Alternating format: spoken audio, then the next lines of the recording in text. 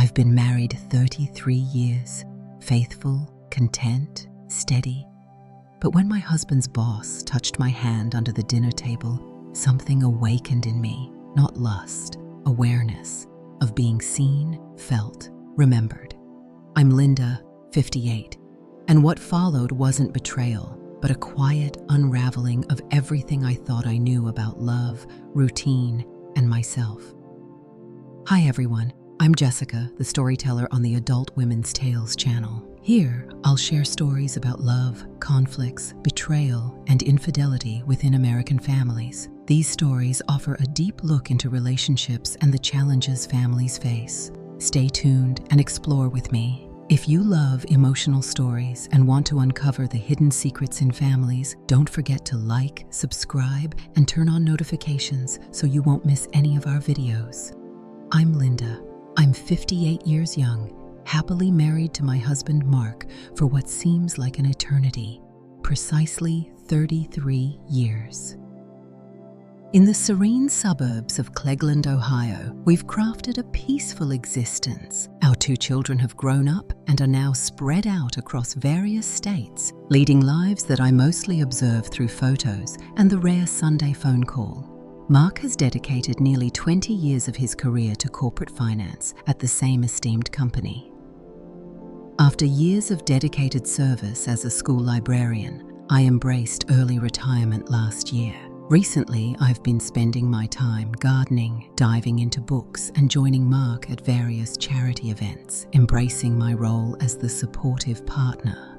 It was a charity dinner that transformed everything. The invitation was extended by Mark's superior, Gregory Nash, a name that had echoed through the years, yet remained unfamiliar to me in person. Mark portrayed him as astute, conventional, and somewhat aloof, the type of individual who bypassed small talk, yet exuded a powerful aura in every space he occupied. The event took place at an exclusive downtown club, a charming venue adorned with dark wood paneling, accompanied by the gentle notes of piano music and waiters who appeared to glide effortlessly through the room. That evening, I found myself feeling a bit self-aware. I meticulously styled my hair, selected a navy dress that had been tucked away for years, and applied a hint of lipstick that had remained untouched since our youngest graduated from college. I'm not sure what drove me to put in so much effort. It was merely dinner, yet a part of me craved to be seen once more. Upon our arrival, Mark proudly introduced me to his colleagues. I exchanged handshakes, engaged in courteous dialogue, and made an effort to remain attentive as they discussed their work. Next, Gregory made his way over. He stood taller than I had envisioned, sporting silver street hair, a clean-shaven jawline, and eyes that captivated you for just a heartbeat longer than expected. His voice exuded calmness, yet there was an underlying quality, a sense of careful deliberation. "You must be Linda," he said, reaching out his hand. "Mark mentioned that you used to be a librarian. I have always believed that librarians hold the keys to hidden knowledge." I offered a courteous smile, just the best. His laughter was soft, sincere. He took his time to move on, unlike the others. He lingered for a moment, inquiring about the books I cherished and the authors I held in high regard. He posed inquiries that had long been forgotten, delving into the passions that ignited my spirit. Eventually, I took my place at the table, nestled between Mark and Gregory. The dinner unfolded at a leisurely pace, punctuated by the gentle clinking of silverware and the exchange of polished business anecdotes. At one moment, a name came up, one of the local authors I truly admired. I interjected, and Gregory shifted his gaze back to me once more. "I had no idea you were so passionate about writing," he remarked, a hint of surprise in his voice. Just as I was ready to reply, I sensed it, his hand, a gentle caress against mine, hidden beneath the table. It might have been a mere accident, yet it hung in the air just a beat too long to be brushed aside as inconsequential. His fingers brushed against my knuckles, warm and intentional, before retreating. I refrained from meeting his gaze right away. The rhythmic thump of my heart began to echo in the stillness, and I couldn't help but notice the rising warmth enveloping the room. I took a quick look. He remained fixated on the other person speaking, as if the world around him had simply faded away. Yet when his gaze returned to me moments later, I noticed a gentle warmth, a subtle recognition in his expression. I stepped away to the restroom shortly after, seeking a moment to collect my thoughts and reflect on my emotions. It wasn't the kind of attraction typical of teenage years, nor was it rooted in fear. It was something more nuanced. I experienced a profound sense of recognition. Upon my return to the table, I found Mark engrossed in a lively discussion, while Gregory leisurely enjoyed a glass of red wine. As I settled into my seat, he glanced up at me, and in that fleeting moment, his hand grazed mine once more, this time with intention. It remained unspoken between us. There was no necessity for that, yet I was aware, even at that moment, that a change had occurred. A moment of stillness, an unforeseen occurrence. Despite convincing myself it was likely insignificant, I couldn't ignore the flutter within me. It felt like the opening chapter of a tale I never realized I was eager to dive into. The days following the dinner drifted by in a calm manner, at least outwardly. Mark returned to his familiar rhythm: early mornings, coffee in a travel mug, quick kisses on the cheek, and extended hours at the office. I immersed myself in familiar activities, nurturing my quaint rose garden, sifting through cherished old photographs, and exploring the vibrant local farmers market every Wednesday. No matter my efforts, I couldn't escape the sensation of Gregory's hand grazing mine, nor the way his gaze held onto me, imbued with a sense of familiarity. It had been ages since someone gazed at me in that way, free from obligation, devoid of habit, and filled with authentic curiosity. Mark had a deep affection for me. I was always certain of that. Yet, after 3 decades, love settles into a serene familiarity, woven into the fabric of daily routines. Gregory's gaze brought back a memory I had almost lost, what it truly means to be seen as a woman rather than merely a wife. A few days later, Mark returned home and shared that Gregory had extended an invitation to several couples from the office for a weekend gathering at his place. He aims to foster a deeper sense of connection among everyone. "It's just a casual thing," he remarked, loosening his tie. "Gregory insisted you join us. He mentioned he enjoyed your conversations." I attempted to maintain my composure, but the warmth in my cheeks betrayed me. Did he notice? Mark appeared oblivious, merely nodding before heading into the kitchen to heat up some leftovers. On that Saturday, we made our way to Gregory's house, a stunning colonial-style residence nestled within a serene wooded area just outside the city. The air was refreshingly cool, infused with the sweetness of early spring, while soft jazz serenaded us from the open windows. The gathering was intimate, with around 10 to 12 guests, all mingling effortlessly, drinks in hand, as laughter danced off the stone patio. Gregory welcomed us at the entrance, his typical composed presence infused with a relaxed allure. "Linda," he said, beaming, "you made it." "I'm pleased." His hand lingered on the small of my back for just a moment as he guided us inside. It was understated, yet intentional. My body sensed it before my mind could fully comprehend. As the evening unfolded, I felt an irresistible pull towards Gregory once more. We stood by the fire pit in the backyard, the gentle crackle of flames creating a warm ambiance around us. Mark had drifted away to engage in conversation with a few of the other men. Gregory offered me a glass of white wine.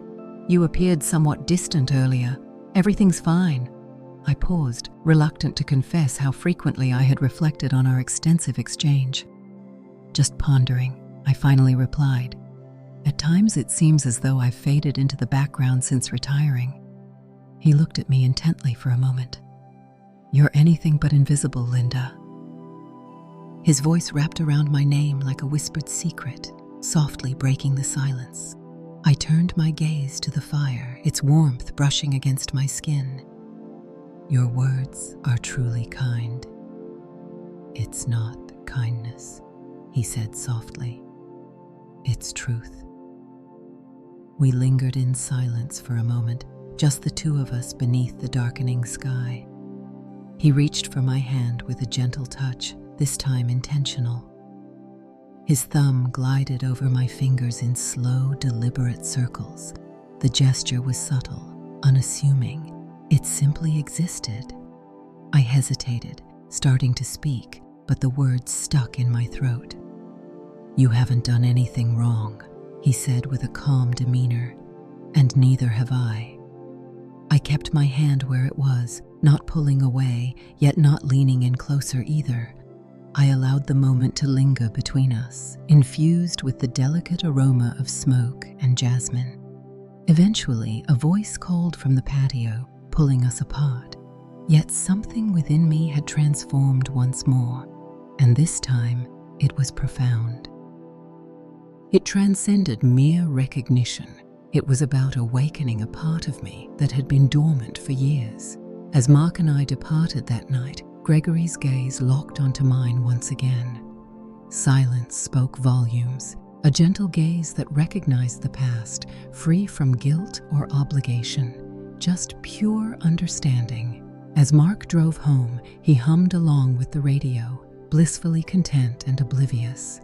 As I sat beside him, I gazed out at the moonlit road stretching ahead, uncertain of the destination this new journey would take us on, yet unable to ignore its presence.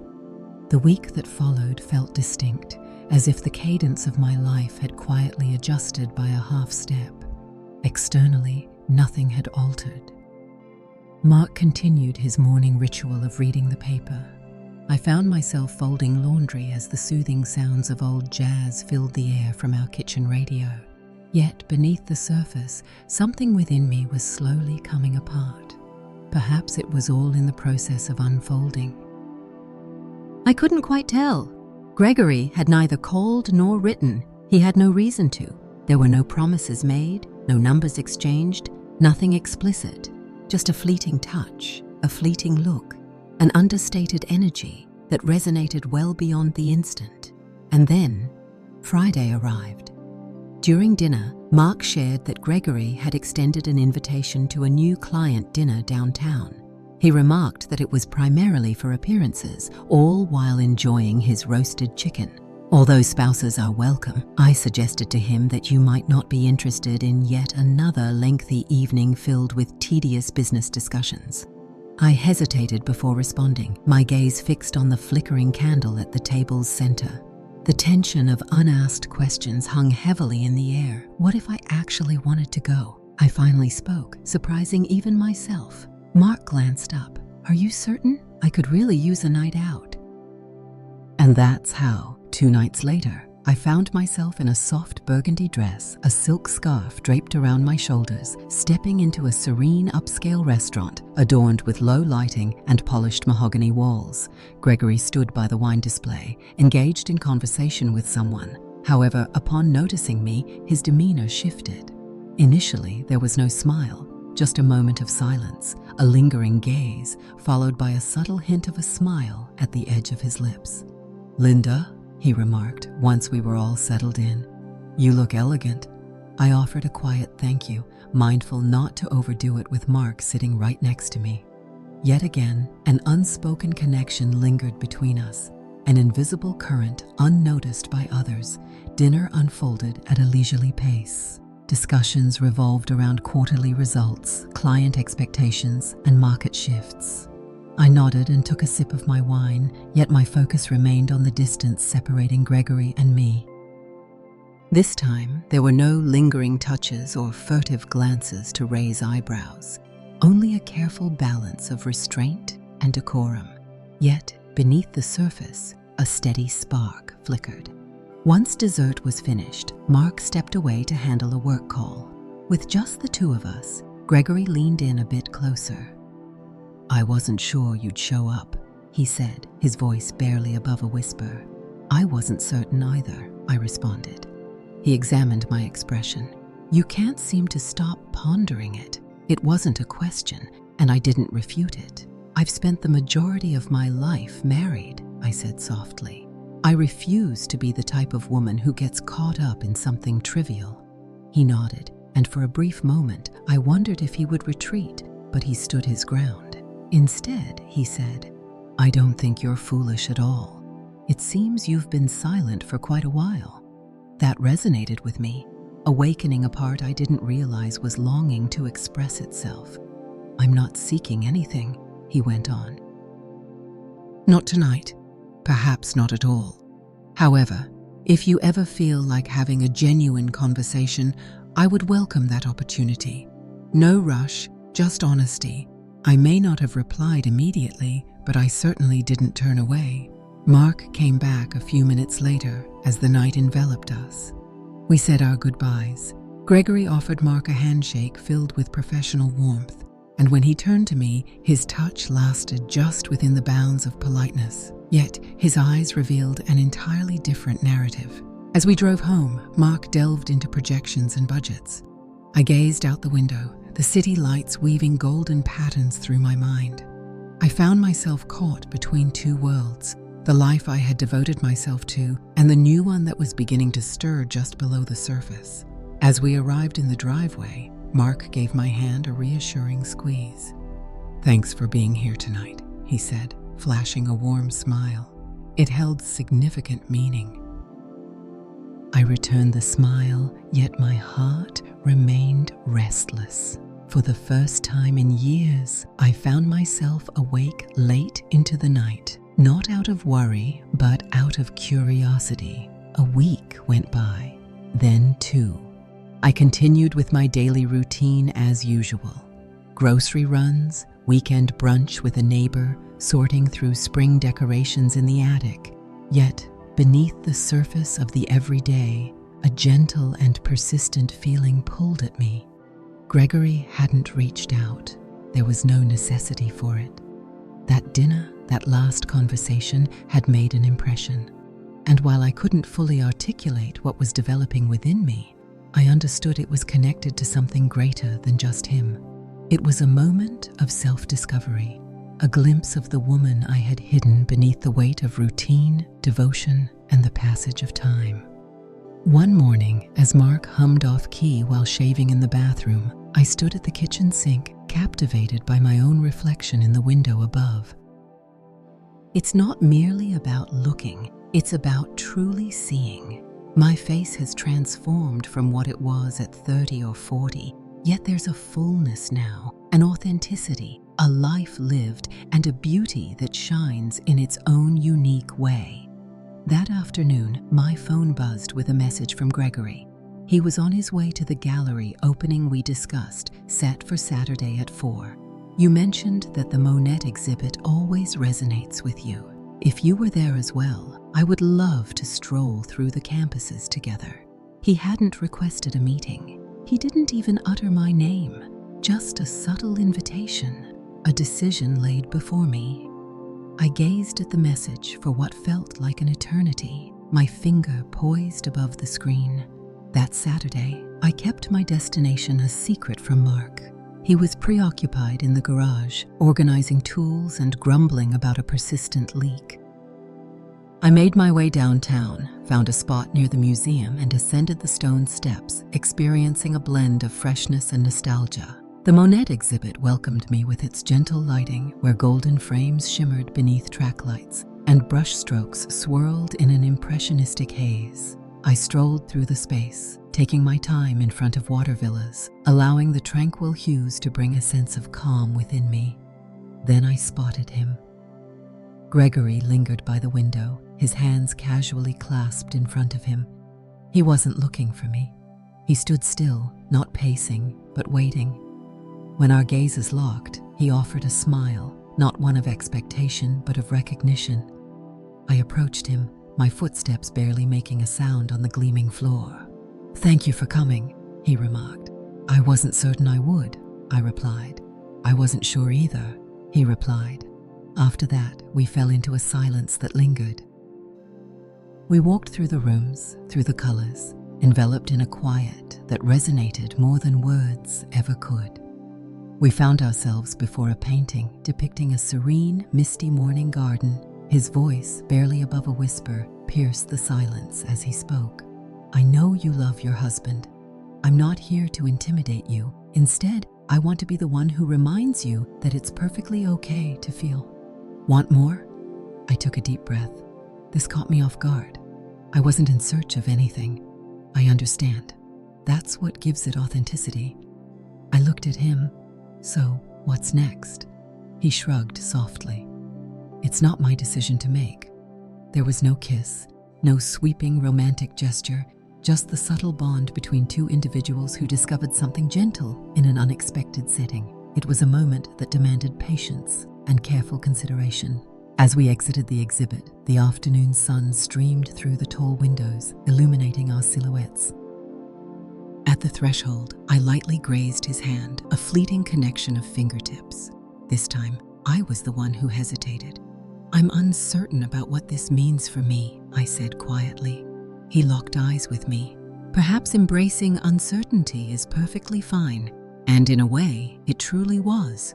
I cruised home with the window down, the spring breeze playfully tousling my hair. I didn't sense any betrayal. I didn't perceive any deceit. Instead, I felt a surge of awakening, a vibrant aliveness. That evening, I settled beside Mark on the couch while he immersed himself in his paper. I gazed at him, truly gazed, and for the first time in ages, a desire to converse stirred within me, not about Gregory, but about our own story. Reflecting on the details we've overlooked, remembering our former selves and contemplating what possibilities lie ahead if we summon the courage to pursue them.